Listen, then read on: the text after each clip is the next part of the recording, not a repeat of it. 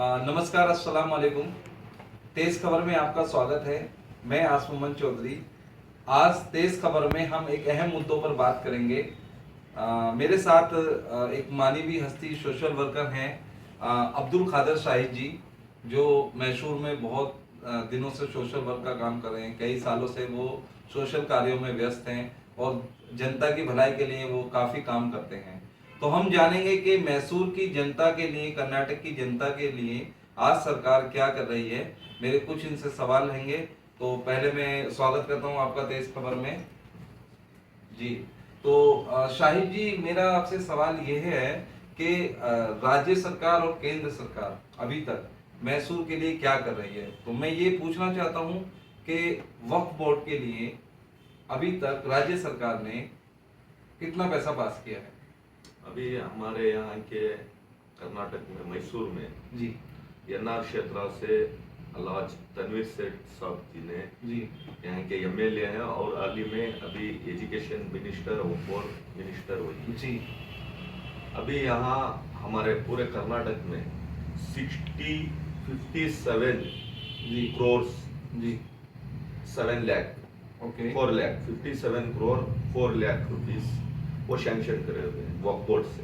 जी वो मैसूर के लिए, मैसूर डिस्ट्रिक्ट के लिए जी 5 करोड़ 62 लैक्स यहाँ के लिए बनाए हुए हैं जी पैसा। वो ये वक्फ बोर्ड का जो मस्जिद है और जो ये दरगाह है, वक्फ बोर्ड की जो प्रॉपर्टी है, जी इसको सेव करने के लिए कंपाउंड्स वगैरह दूसरे दूसरे हिसाब से वो बहुत तो अभी सारे तक कितना कोई परसेंट काम हुआ है या अभी सारे काम रुके हुए हैं।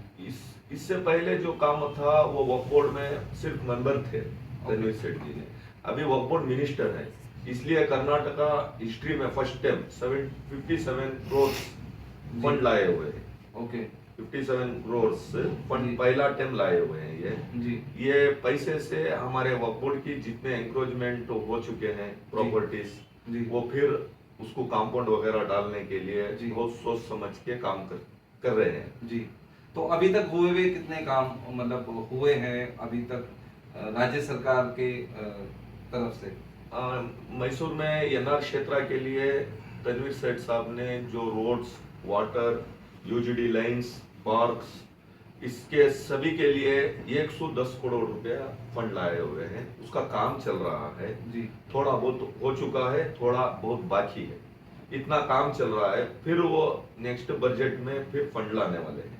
ओके यहाँ पे जो काम चल रहा है, बहुत सारे लोग कहते हैं काम, ये जो रिंग रोड की कनेक्टिविटी जो लेके जा रहे हैं, जी जी बहुत सारे रोड बहुत छोटे थे, एंक्रोचमेंट करके रोड को बहुत छोटा बनाया हुआ था। जी उसका आजू बाजू में जो क्लियरेंस लेके बहुत बढ़िया रोड है, लाइट्स डाले हुए हैं, पानी की सुविधा दे चुकी है, सब कुछ चल रहा है। देखिए, मैंने अभी जैसे मैं कर्नाटक में आया हूँ तो मैंने काफ़ी मुद्दे यहाँ पर सुने हैं। मैंने सुना है कि यहाँ के ट्रैफिक पुलिस पब्लिक को बहुत ज़्यादा सता रही है। अननेसेसरी उनको 2 हेलमेट का प्रोविज़न ला दिया है। तो आपको क्या लगता है कि मैसूर दिल्ली राजधानी के जैसा हो गया है कि यहाँ पर 2 हेलमेट लगाकर लोगों को चलना चाहिए, जबकि दिल्ली सरकार ने लेडीज के लिए तो ये छूट रखी गई है, पर मैंने सुना है कि यहाँ लेडीज को भी छूट नहीं है। तो ये कहाँ तक सही है। यहाँ से बहुत सारा ट्रैफिक का जो रोड्स है, जी रोड्स बहुत छोटे रहने की वजह से और ट्रैफिक का एक अवेयरनेस लाने के लिए जी जो हेलमेट का वो राज्य सरकार ने किया हुआ है, इसलिए वो तो नहीं, पुलिस लेकिन ये सिर्फ एक सिटी के लिए है या पूरे पूरे कर्नाटक के लिए ही है। पूरे कर्नाटक के लिए। कर्नाटक के लिए। तो अब इसमें मैं एक चीज जानना चाहता हूँ कि जब मैसूर की जो जरूरतें हैं, क्या उनको पास करना पहले जरूरी है या हेलमेट का प्रावधान लाना जरूरी है। नहीं, वो तो सरकार से जो अनाउंस कर चुकी है, जी। उसी को तो हम आपको क्या लगता है ये करेंगे। चीज रहनी चाहिए या इसे वापस लेना चाहिए 2 हेलमेट के लिए।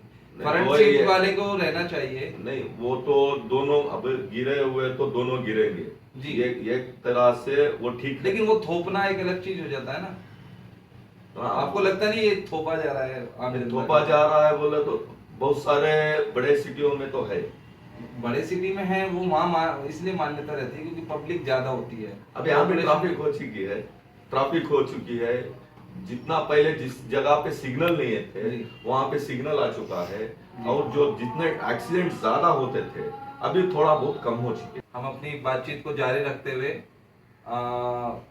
शाहिद जी, कुछ चीज़ों की मुझे और नॉलेज मिली है अभी। मैं ये जानना चाहता हूँ कि यहाँ पर शिक्षा का स्तर जो उसके लिए सरकार गंभीर नहीं है। नहीं सर, अभी शिक्षा के लिए भी 50 करोड़ रुपए दे चुके हैं जी। हर एक। लेकिन वो आम जनता तक नहीं पहुंच रहा है। नहीं, वो तो पहुंचेगा ही ना जी। अभी 50 करोड़, अभी जितना पैसा आ गया वो फंड तो खाली होना है। जी। आम जनता के लिए जो उसकी सुविधा है और उसका जो प्रोसीजर है, जी। उस प्रोसीजर के हिसाब से अगर हो गया जी। तो काम तो होगा ही ना, नहीं तो उसके लिए आरटीआई है। जी, मैं वही आपसे कहना चाह रहा हूँ कि आज शिक्षा इतनी महंगी हो चुकी है, माँ बाप बच्चों को प्राइवेट स्कूल में नहीं पढ़ा सकते, सरकारी स्कूल में पढ़ाई का स्तर वो है नहीं कि कोई ये चाहे कि उनके बच्चे सरकारी स्कूल में पढ़ें। तो मैं आपसे ये पूछना चाहता हूँ कि जब सरकार पढ़ाई के लिए, शिक्षा के लिए बच्चों को, सभी को इतना पैसा मुहैया करा रही है, तो वो आम जनता तक क्यों नहीं पहुंच रहा है आज तक? नहीं सर, पहुंच रहा है ना। अभी 50 करोड़ रुपए फिर रिलीज करे हुए हैं ना जी, रिलीज माइनॉरिटी बच्चों के लिए जी। फिर 50 करोड़ रुपए अभी रिलीज करके हैं वो। उसमें ऑनलाइन में ऑलरेडी दे चुके हैं, ऑनलाइन में आप डाल सकते हैं, ले सकते हैं। ऑनलाइन में जो चल रहा है वो। जी। तो अच्छा, मैं एक चीज और जानना चाहता था कि अभी तक मैसूर की जरूरत क्या है और वो कितने काम उसमें हो चुके हैं और कितने होने वाले हैं? सर काम तो एक बोलिए, काम तो पैसा आते रहता है जी। डेवलपमेंट का जो काम है, जिस तरह से पहले छोटा रोड था फिर बड़ा बना गया, इसके बाद में जिस जगह रोड नहीं था वहां पे जमीन ली गई, उसमें रोड चल रहा है, काम चल रहा है। डेवलपमेंट जैसा पैसा आते रहता है, जैसा फंड हमारे एमएलए साहब तनवीर सेठ साहब ने तो बहुत सारा फंड ला चुके हैं, बहुत सारा काम चल रहा है। जी। काम तो चल रहा है, जैसा फंड आएगा ऐसे हिसाब से डेवलपमेंट के लिए मैसूर के अंदर बढ़िया रोड चल रहा है, काम अच्छा चल रहा है। आइंदा एक 25-30 साल का काम अभी चल चुका है, काम तो चल रहा है। काम चल रहा है। अच्छा, मैं एक चीज और जानना चाहता हूँ कि अभी लास्ट टाइम सर्जिकल स्ट्राइक के चलते हमारे देश में नोटबंदी जैसा फैसला प्रधानमंत्री जी ने लिया था, तो आपको क्या लगता है ये फैसला सही था? ये फैसला, हम ये फैसले के लिए उनसे राजी थे, प्रधानमंत्री से। जी। जो ये ब्लैक मनी जो ये बताए, इसलिए जो ब्लैक मनी पकड़ना है, इसको बहुत सारा लोगों के पास है जी। करके बोले, इसलिए सभी लोग जी। नीचे से ऊपर तक रहने वाले हर कैटेगरी के लोग जी। उसको सपोर्ट किया। जी। तो फिर जितना ये 50 डेज टाइम लिए थे, उसके बाद में उसके अंदर भी बहुत सारे लोगों को बहुत तकलीफ हुई। जी। कोई भी बैंक के पास अपना काम कुली करना है। हमारा यहाँ पे मैसूर में रेलवे गुशेड है, वहां से कम पूरे इनसाइड और आउटसाइड गोडन में, और जो ट्रेन से लोड करते हैं लारी में, वो लेबर और हमारा ड्राइवर, क्लीनर, ओनर्स, अभी तक आज तक जितना काम आना चाहिए था उतना काम नहीं आना। कैश का प्रॉब्लम है, कैश जब भी जैसे भी मोदी जी कह रहे हैं कैशलेस हो जाओ, कैशलेस स्कीम अपनाओ, तो आपको क्या लगता है कैशलेस होने के बाद जिस आदमी के पास आज खाने के लिए नहीं है, पहले उसको मोबाइल खरीदना है, बैंक में अकाउंट खुलवाना है, बहुत सारी दुकानों पर हमें सौदे जो भी घर के सामान होते हैं वो खरीदने पड़ते हैं, और खरीदने के बाद वो कैश डीलिंग ही ज्यादातर होती है क्योंकि सारे दुकानदार भी हमारे देश में पढ़े लिखे नहीं हैं। तो आपको क्या लगता है कि ये कैशलेस स्कीम, इस नोटबंदी करना, इससे आम जनता कहां तक प्रभावित होती है? नहीं, आम जनता को तो बहुत बड़ा नुकसान हुआ है जी। जहां से हमारे यहाँ जो मैं देख चुका हूँ, एक्चुअली लारी यूनियन, रेलवे यूनियन का प्रेसिडेंट भी हूँ जी। और लेबर्स में भी मैं काम कर चुका हूँ, उधर जी। देख चुका हूँ। जी। जब सुबह 7 बजे लेबर यहाँ पे रेलवे गुशेड पे आता है, तो वहां पे वैगन यानी कि ट्रेन में जो माल आएगा तो उसको काम मिलेगा। जी। तो फिर वो सुबह ऑटो वाले को पैसा देके ही आना है। आजू बाजू खरिया है, खेड़ा है, जी। वहां से लोग आते हैं। जब वहां से लोग आते हैं तो पैसा कैश दे के आना जी। है। ऐसा नहीं है कि सिटी बस में चढ़े, कार्ड दिया, ये तो नहीं बनाया मोदी जी ने। सिटी बस में जा रहे हैं, कहाँ पे बनाया हुआ है? बहुत बढ़िया क्वेश्चन किया आपने कि अगर कैशलेस होना है तो आप सबसे पहले जितनी भी बसें हैं उनको कैशलेस करना है। या उनको एक ऐसा चीज दी जाए जिससे वो कार्ड को स्वैप कर Swipe सके, कर। बट वहां पर अभी भी कैश किराया देना पड़ रहा है। देना पड़ रहा जी। है। अच्छा, इसके साथ मैं ये जानना चाहता हूँ, क्या व्यापार क्षेत्र में और काम के क्षेत्र में आपको लगता है कि हमारा देश आने वाले 1 साल के अंदर या 2 साल के अंदर इस शक्ति को पूर्ति कर सकता है? ये 10 साल पीछे चल चुके हैं। अच्छा, मतलब 10 साल पीछे चले गया हमारा देश अभी। जी। ये नोटबंदी की वजह से।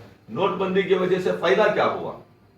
जी। जो ब्लैक मनी लेना आना, इतना आना करके जो इनका कैलकुलेशन था, फिर बैंक को चले गया ना वो पैसा। तो ब्लैक मनी रहा ही नहीं। कहाँ रहा? फिर ये करने का मतलब क्या?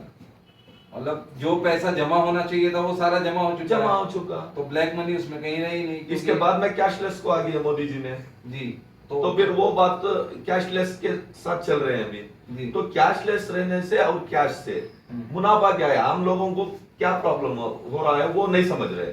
ये तो चाय बिकाने वाले थे, हमने सोचा चाय बिकाने वाले एक मोदी जी ने एक प्रधानी होके हैं, हमें बहुत खुशी हुई कि चाय बिकाने वाले को सब कुछ मालूम रहता है। ग्रास लेवल से आ चुके हैं।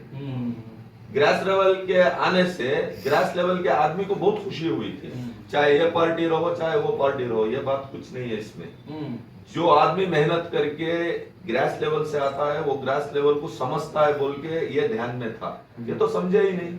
समझे नहीं, मतलब आप ये कहना चाहते हैं कि अपनी मनमानी के चलते मनमानी करके आम जनता को इन्होंने नुकसान कर दिया है। मोदी जी को भी पता है इससे नुकसान हुआ है, लेकिन उन्होंने जो प्रधानी हो चुके हैं, जो उनका भाषण दे चुके हैं, वो वापस लेना नहीं चाहते, इसलिए आम जनता मर रही है। तो आज के लिए इतना ही काफी है। आप अदर खबरों के लिए आप देखते रहिए देश खबर।